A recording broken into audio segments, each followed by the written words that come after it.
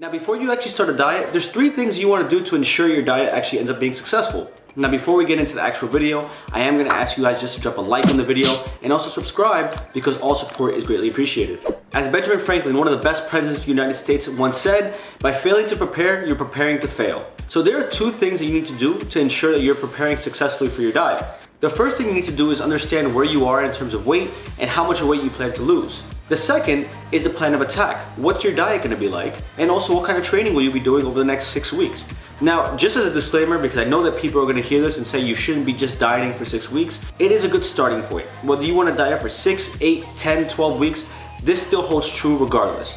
Now, as a general rule of thumb, and I said it before on my channel, typically you want to lose anywhere between 1 to 2 pounds per week. Anything more than that, you might be doing a very aggressive diet, which could cause more harm than good.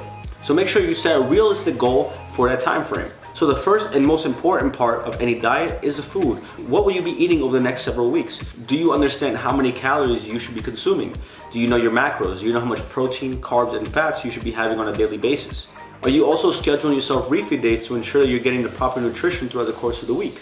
These are all questions that you should be asking yourself and answering prior to starting your diet.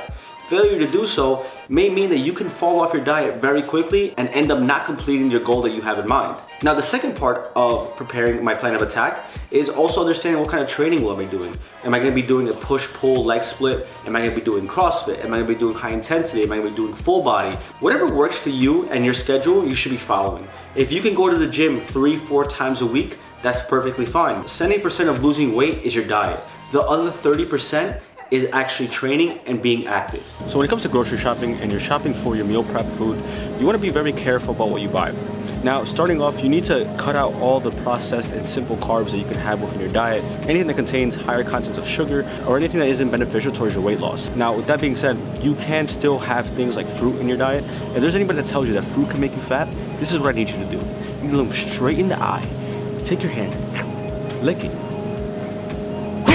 smack them across the face, because that is the stupidest I ever heard in my life. Fruit cannot make you fat. So you can still include things like fruit in your diet. Fruit can help you stay full, help you keep you satiated, and not feel hungry throughout the course of the day. Now, when it comes to protein, you have plenty of options. You can go with ground beef, ground turkey, chicken breast, fish. You can go with eggs. There's a lot of options out there in terms of protein. You can actually have a mixture of different things. Hitting your protein intake on your diet, that is extremely important to help you preserve the muscle. When it comes to simple carbs, you want to tend to stay away from the simple carbs such as bread, donuts, pastas. When it comes to carbs, you want to lean towards more of the complex carbs such as your oats, your rice, and your potatoes. Those are the type of foods that are going to keep you full throughout the course of the day, and they also serve as a low carb count throughout the course of your diet. When it comes to fats, you want to naturally get it from your foods like such as fish, beef. You could also get it from butters like a peanut butter or almond butter. So there's a lot of options when it comes to fats. You can do things as avocado, and you can also cook with something like avocado oil to help boost up the fats within your diet.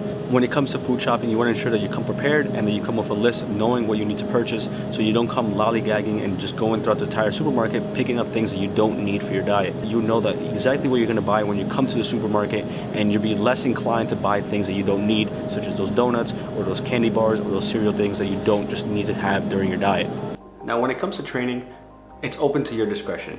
Whether you want to go to the gym and do a push-pull split, whether you want to do CrossFit, whether you want to go for a run every day, it doesn't matter what you decide to do as long as you're getting out and being active. Now, if you want to put on muscle, it is recommended that you do some type of strength training, anything that involves using dumbbells, barbells, or any type of weighted equipment that allows you to put on some muscle. There are plenty of routines online as well as ebooks, and a lot of people who offer some type of programming. You can use something like that to your advantage. If you want to take the complexity out of it, if you want something easy to follow, by all means, go out and purchase an ebook, 20 bucks, 30 bucks. It's an investment towards your health, towards your fitness, towards your overall physique.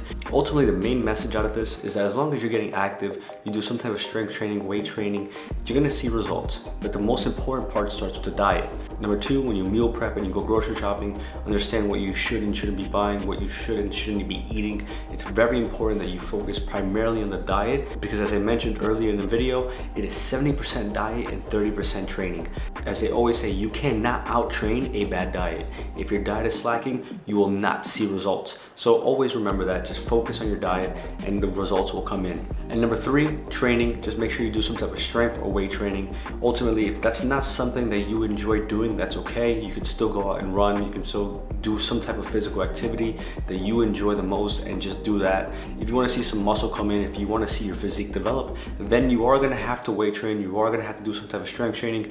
But if you don't care too much about overall appearance, if you just want to be healthy, if you want to just lose weight, then ultimately you can just go out and be active. Go for a power walk, go for a run.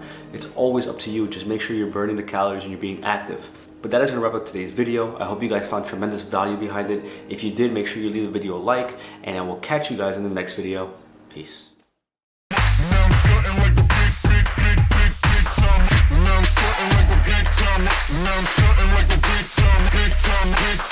I'm